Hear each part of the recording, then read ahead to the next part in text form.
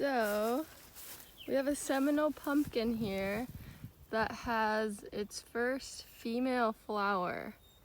So you can tell because there's a little fruit right there. So I was looking for a male flower so I can get some pollen and pollinate this. But there's not one single male flower anywhere on this plant. So I thought, I think we have some other squash in here. So maybe I could find a female flower because squash pollinates squash. This one right here, let's see if there's pollen. This is fallen.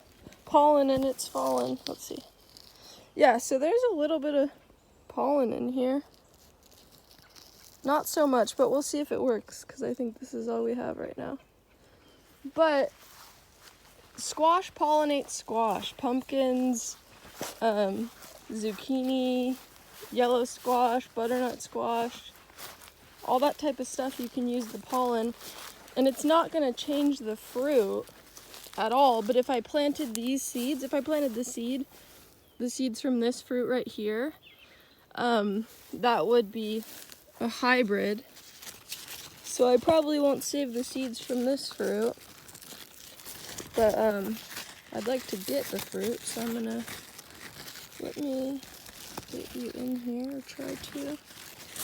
So I want to get the. Okay, so here's the female flower. So I want the pollen right in the middle of there. So I'm just gonna take just this middle part of the male flower. You could even see some pollen on my fingers. And I'm just gonna rub it in here.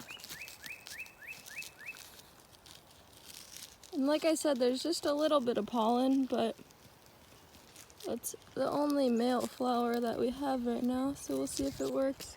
And then a lot of times I'll just leave it in there.